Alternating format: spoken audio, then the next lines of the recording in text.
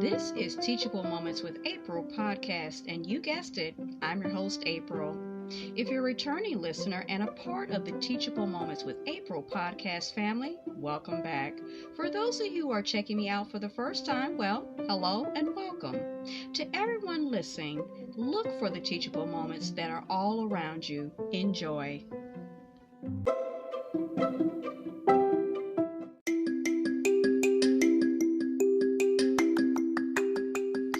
We come from diverse backgrounds, each with our own experience, dreams, and aspirations. Yet despite our differences, our shared threads of humanity weave together a tapestry of purpose, culture, and belonging. At SMUD, our threads are bound by a common purpose and our shared values of leadership, integrity, ingenuity, and community. From our field crews to our customer care teams and engineers, we work side by side through storms and bright skies, lighting homes and hearts. Bound by the common threads of energy and humanity, we're committed to the belief that together, when we share, embrace, and celebrate our diversity, we create a stronger, more vibrant place to work, live, and thrive. Through respect, inclusion, listening, and learning, we're choosing progress every day. With every choice we make, a beautiful tapestry of connection and community is created, one thread at a time. SMUD, powering forward together.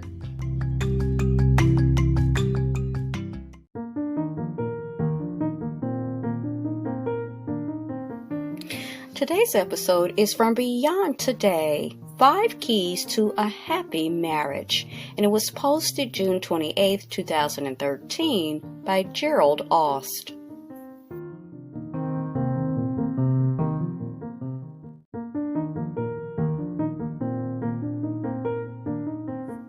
The institution of marriage has never been more under attack. About half of all newly married couples end up in divorce.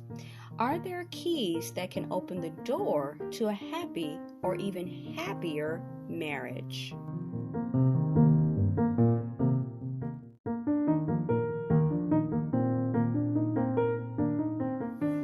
Not long ago, after Bill and Maria first met, they found themselves hopelessly in love. Neither was thinking of marriage or its responsibilities. They realized that the importance of an education and a steady job and that marriage would change their lives completely. So soon they found themselves at the altar before the minister with a room full of family and friends looking on with anticipation. And the setting was surreal as the words of the wedding ceremony floated through the air. Now, what they did know, or thought they knew, was that they were going to spend the rest of their lives together in an ocean of bliss. Now, at that point, they luxuriated in the heady feelings that they assumed would fuel their marriage forever. They did hear the minister say, "Will you, Maria, take this man, Bill, to be your lawful wedded husband? And do you, Bill, take this woman, Maria, to be your lawful wedded wife?" Okay. They also heard, "I now pronounce you husband and wife. You may kiss the bride." Oohs and ahs filled the room as attending married couples relived their own former marriage ceremonies through this particular romantic soiree. But Bill and Maria they embraced, they kissed, they smiled to each other, and began to hurriedly walk down the aisle surrounded by a throng of well-wishers. For at least 6 months, Bill and Maria were on cloud 9. But slowly they began to experience what all marriages face: familiarity. They began to look at each other's shortcomings, together with the demanding pressures of their jobs and family. They had forgotten some special keys that help make a marriage happy. At Bill and Maria's 10th wedding anniversary, they were happier than they had ever been. They spent quality time together, even dated each other, and showed mutual love, mutual love and respect. But let's look back a couple of years before this 10th anniversary. Just 2 years earlier, their marriage was on the rocks, and they were contemplating separation and possibly divorce. Now, thankfully, their 2 children, which were ages 7 and 5, caused them to rethink divorce. They both agreed to get marriage counseling and work out their disagreements. Although it didn't happen overnight, because nothing happens overnight, right? They began to work at their marriage, especially on behalf of their children. They began to realize that there were certain keys that opened the door to a happier marriage, and it amazed them to realize how a happy marriage, like a happy life, it takes work. They literally made themselves happier. All right. Now, eroding corruptive selfishness, being right all the time, and looking to each other's weaknesses rather than their strengths, these all are subtle, enemies of a happy marriage. I think, let me break in here. I think that in itself, can erode any type of relationship. If you're constantly looking and picking out people's shortcomings and their flaws and their weaknesses rather than looking at the positive. I don't mean not be realistic,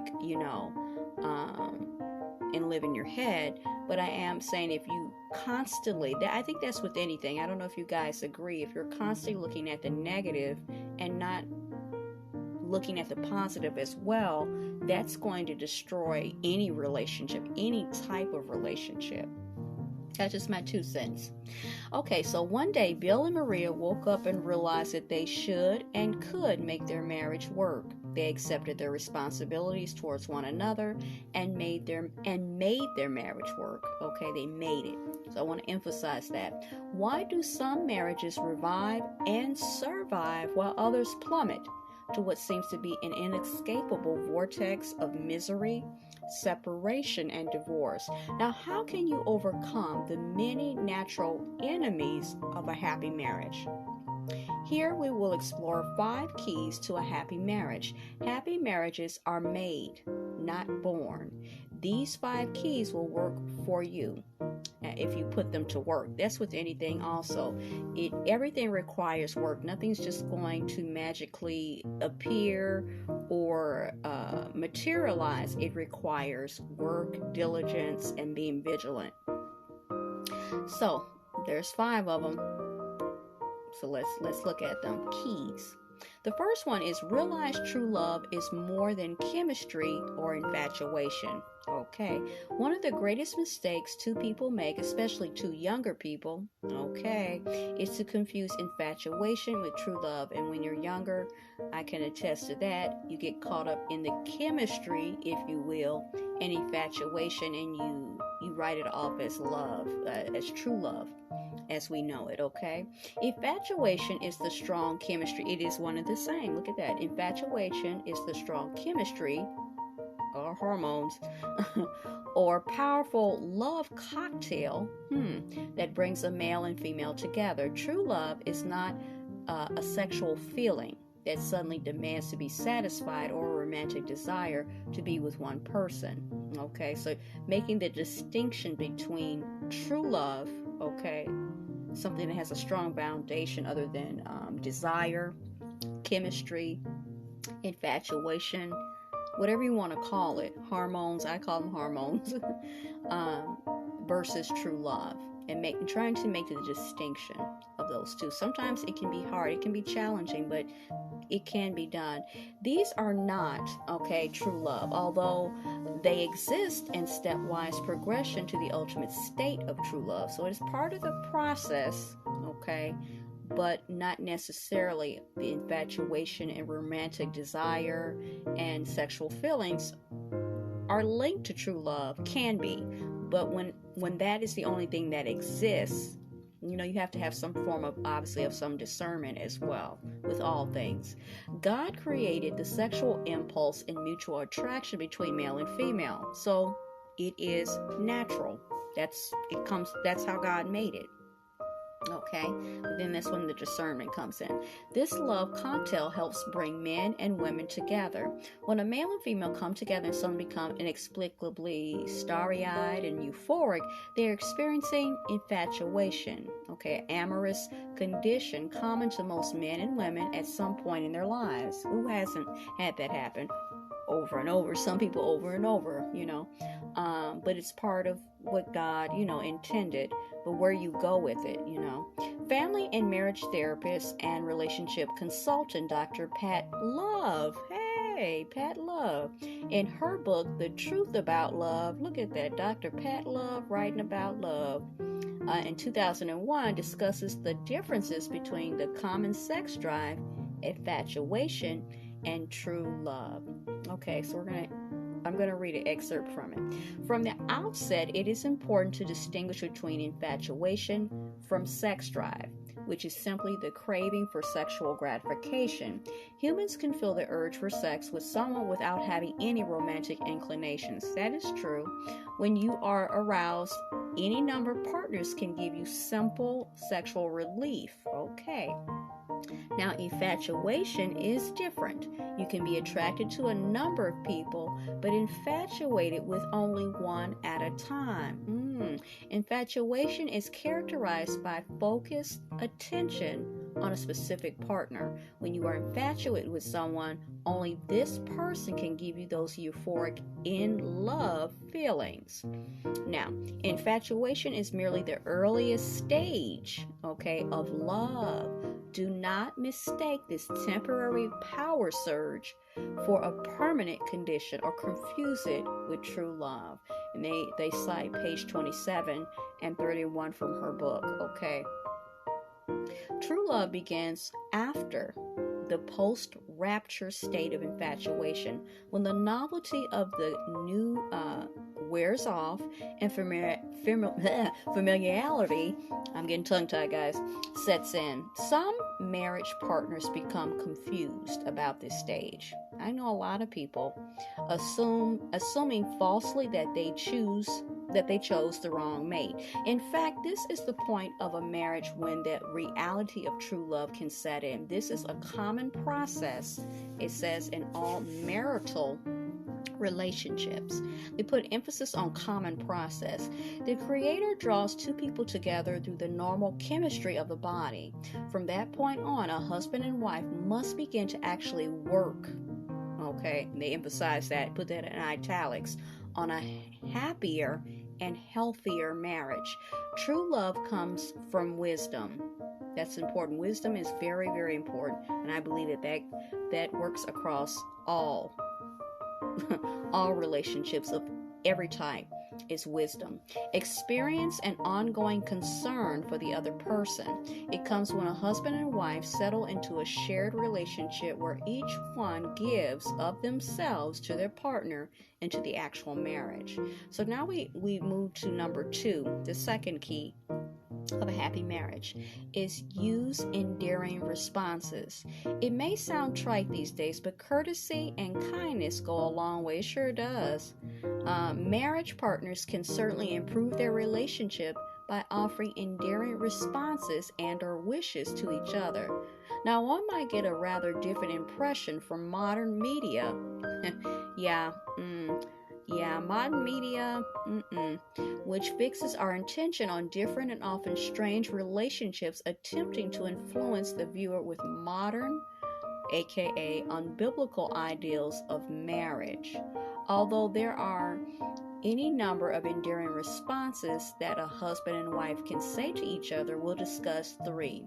Please, I'm sorry, and thank you. Sounds simple, right?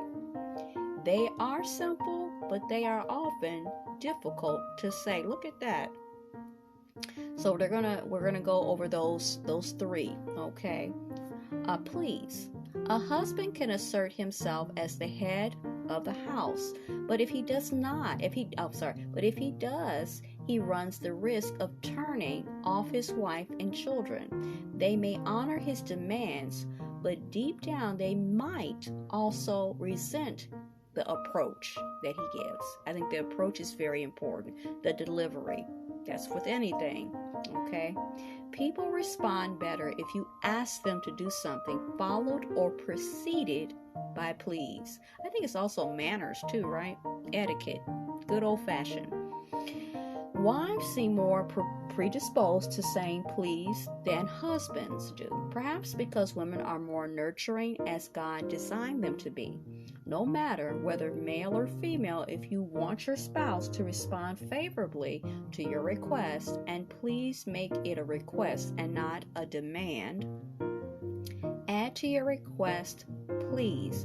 This will do wonders for your marriage, and you might even get what you asked for. Now we look at I'm sorry. When you say to your mate that you're sorry that things didn't go well in your last discussion, you are immediately showing sensitivity, concern, and respect for him or her. This assumes, of course, that you mean it. Okay, so that's also important, that you mean it. And you're not simply saying these words for effect, okay, meaning you're trying to manipulate or control your mate. Now, I also see in this, like I keep saying, across relationships, whenever you're dealing with people. Now, I know for a fact people apologizing is very hard for a lot of people, even if they know that they are in the wrong, they've done something, and they know that they need to fix it. I find this to be probably the most challenging for people that I've encountered, male as well as female, meaning across, relationships, okay? So conventional wisdom tells us that saying I'm sorry to one's mate might only encourage his or her selfish demeanor. That could be true, okay? But even if it does, saying you're sorry helps you to have peace of mind and sets a good example for one who hasn't. Some people simply have more difficulty admitting. See, this is what I'm talking about. Admitting that they are or were wrong, okay? Now, it's one thing not to know you're wrong, but some people, some people can't see it. And then some can, but then it's very hard for them to tell you that, okay, to admit it. Consider this: two wrongs never make a right, and no one can be right every time. I know I'm not. And a disagreement surfaces. If one is trying to follow the Bible after a disagreement, then he or she is attempting to make peace. God loves peacemakers. They shall inherit the earth as children of God, as we see in Matthew 5:5 and Matthew 5:9. Now, peace doesn't come naturally. It must be deliberately pursued with God in mind. Now, the fruit of righteousness is sown in peace by those who make peace. And this reference is found at James 3:18. Saying I'm sorry to your loved one won't make you sorry. It will give you peace, okay? Okay, and make you happier and help your mate, okay? And the last one for this is thank you.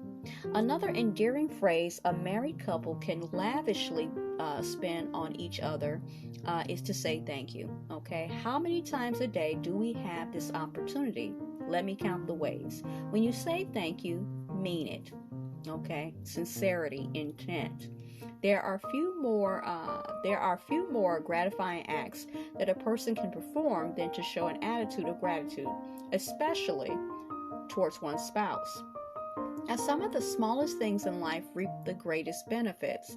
People respond very well to someone who says thank you for what they've done or are doing. People sometimes desire hearing thank you more than receiving money. Yeah.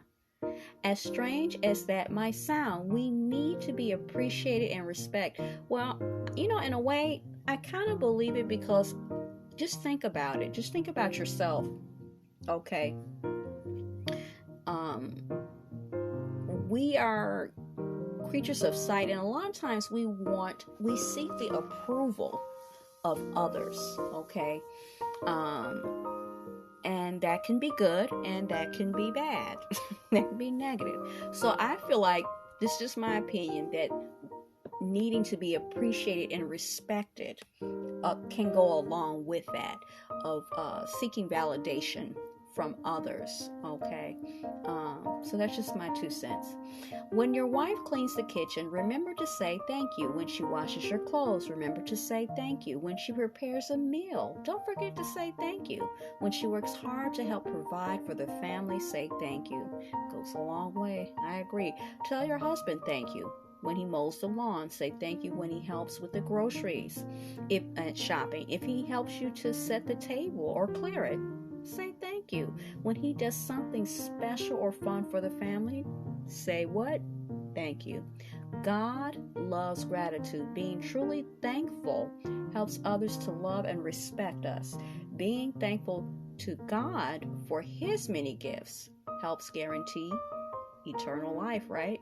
We cannot get through this life without God and each other. That's so true. We all need help, and that comes from others. An attitude of gratitude is important in our lives and never more important than in our marriages. I agree. Thank you for considering this thought. Show your spouse that you care for him or her with these endearing responses. They're very simple, you know.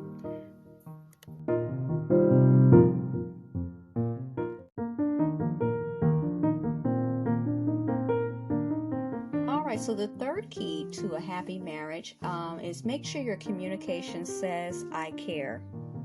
Do you show concern to your mate when you communicate with him or her? This might seem so mundane to you that you might dismiss it without any consideration. That would be a big mistake, okay? Good communication with your mate shows that you are listening to him or her and you are showing respect. Listening is another thing. I'm outside of, this discussion that we're having about marriage. Listening is a skill, and it's very important.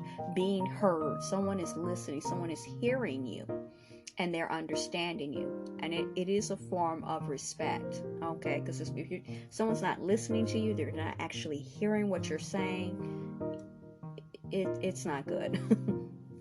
When your mate is relating something to you, try not to ignore him or her. Instead, take the time and deliberately show interest in what your spouse is saying, which is important to him or her, of course. And it's not wrong for the person listening to question what's being said in order to clarify what he or she is hearing. That's just good, constructive conversation skills. And I've found something over the years, especially more recently. There are a lot of people that I start to wonder about their conversation skills. Now, I'm going to admit I'm a very reserved person, and I'm rather quiet. I say things when I need to say things, but I've noticed, and I'm not a person for chit chat and small talk, as they would put it. There are probably some other names for it. And a lot of people may take that as me being, I don't know, standoffish, and people start to form ideals, and I get it. That's not my intention, but I'm pretty much far from that. That's just how I am. I'm an observer, so usually people are observers, they tend to kind of fall back and watch and listen before they start to communicate with you. So that's just my explanation for that. But I notice there are a lot of people who are not like that.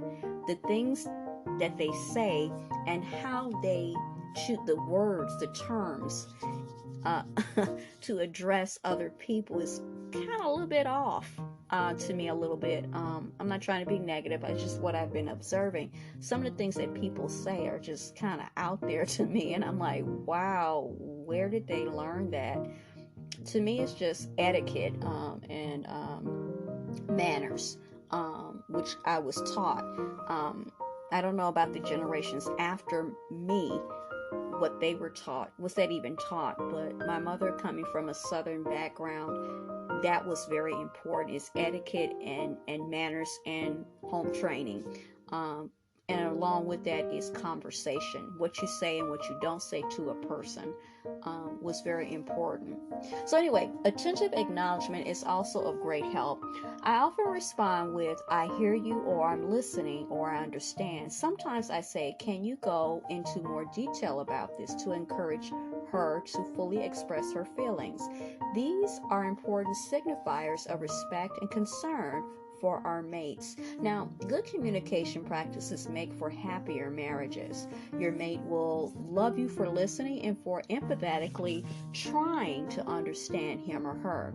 Your marriage will become more secure if your communication says, I care about you, you're important to me. Make sure your communication shows that you can care for your mate. So the fourth key is allow your marriage to mature. The Bible speaks clearly and decisively about our becoming mature, and that maturity takes patience. Conversely, we, because of our selfish nature, often look for instant gratification. Yet patience has a perfect work to perform as we voluntarily choose to allow it to rule in our lives. That we must do. Yeah, patience. That's another thing for us as humans, imperfect human beings, is being patient.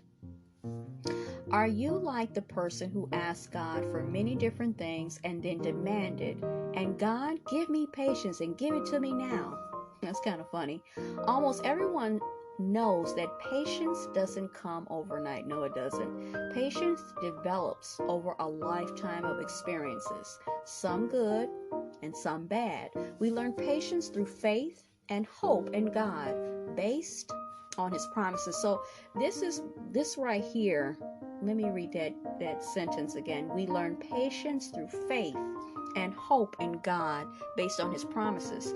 So if we struggle with patience, then this is another reason, yet out of the gazillion reasons of why we need to draw close to God, and have faith and hope in him, because to cultivate patience among the many things, okay? Because this world that is not what it cultivates, okay? It doesn't cultivate patience. It doesn't foster that. It doesn't nurture that, because it comes from God, right? Right. There is no better or more critical place to build maturity through patience than in marriage. When a man and woman meet and the sparks start to fly, patience is the last thing they think about. That's true. Later, when those sparks fall back to earth, they can burn over oh my God, over backsides. And then they give a reference at 1 Corinthians 3, verse 13 through 15. In other words, if we fail to recognize the importance of patience needed to have a happy marriage, our marriage will not mature as God actually intended. Now, sadly, most couples don't consider the need for their marriage to mature. They simply assume that it will always ride the crest of infatuation. They do not realize or accept that when the new wears off, and the new wears off on everything, okay? Truth sets in, okay? Reality sets in. About 50% of all marriages can't handle the truth. You can't handle the truth. And the truth about marriage is the truth about happier relationships. And it's this: it takes a lot of give and take. Not take and take, but give and take. Now, God encourages patience at James 1:4 when he says, but let patience have its perfect work, that you may be perfect and complete, lacking nothing. Mature patience satisfies any uncomfortable situation, especially when you've been treated badly, although this is not easy. With God's help, you and I can learn to let patience have its perfect work in us. Don't be ruled by the desire for instant gratification. God wants us to learn to be patient with our mates. Allow your mate to be your best friend, okay? Show respect for each other, exercise patience, and allow your marriage to mature. Now, the fifth key to a happy marriage is this: strive to revive, kind of rhymes, strive to revive your marriage. I've seen the repair and the restoration of marriages that appear to be headed straight for divorce. One couple in particular, we'll call them George and Ellen, assumed that divorce was the only way out, and their former feelings of love had withered and were beyond repair. My counseling with them began with small talk about the weather, the news, things like that. Then we go into how they had been married, okay?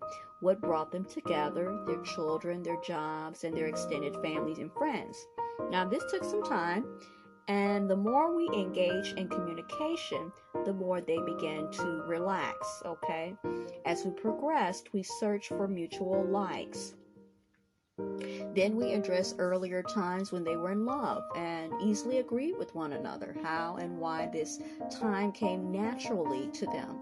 After discussing the good times, we began to address the not so good times, like when they felt they began to disagree with one another. Although it was very uncomfortable for them, they did openly discuss when they began to disagree for what reasons that was. Now, their interactive communication began to show how familiarity had set in. They began to take one another for granted.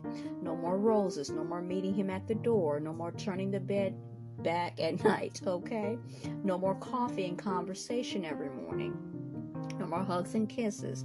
No more holding hands. No more sitting beside each other on the couch, watching TV or reading a book together. No more endearing thoughts and expressed each day like, I love you, honey, or have a great day, or I'll call you to see how your day is going, okay? So finally, I asked them to write down one thing that they would like their mate to change and why. I also asked them to date once a week, okay, like they had done before their marriage, before they got married, since part of their fear focused on the fact that they had no time for each other, okay? He was consumed with his job and she with the kids and the housework. So the next counseling visit was actually remarkable. They came in with totally different demeanors and were visiting, smiling, and laughing. I personally was encouraged. Now, they began to date once a week, and before they knew it, they found themselves happier than they had been for years. They began to revel in one another's company again. So George and Ellen successfully, I can say, revived their marriage. Okay, so did you know that you were created and designed to have a happy marriage? Now, God created us to mutually submit ourselves to each other. Of the wife, he said that her desire would be for her husband, found in Genesis 3:16. Of the husband, God said in effect that his desire to take care of his wife should match Jesus Christ's care for the church, which is found at Ephesians 5, verses 25 through 28. Now, realize and remember that the first stage toward marriage is the God-given chemistry of what we talked about before, the love cocktail, followed by infatuation, and then a post-rapture condition. I like that they put post-rapture. That's kind of clever. At the latter point, true love can begin. Now, you can't get to true love without first going through these stages. Okay, that makes sense with anything. You have to go through steps. Although some people think that they can jump from one step all the way to the end, and that ain't happening. Okay, so what he's saying here, this individual that wrote this blog, is the same thing. It carries across unilaterally. It applies to other areas of life as we know it. So he says the stages are chemistry, infatuation, and post-rapture condition. The third stage here is the get real period, the time God has given us to add mutual respect to match amorous love. The 5 keys to a happy or happier marriage are worth your time and effort to help open the door to marital bliss. And he encourages, saying, you can do it. Indeed, intelligent, sensitive, and sometimes rigorous true love in this life is the basis of the ultimate purpose for marriage, which God has designed for all humanity, for now and forever. So here's a little backstory on Gerald Aust. He's the senior writer and minister of the United Church of God, which is also Beyond Today. He served in the ministry for 52 years. So he has a lot of experience under his belt. He's a public speaker, and he's been a public speaker for 58 years. He's a published writer for 38 of those years, and employed by Beyond Today, United Church of God, media and communication services. They say he's a senior writer, interviewer, and editor for what we talked about, Beyond Today magazine, and he has taught speech communication for different ministerials programs online, and also a book of Revelation for ABC.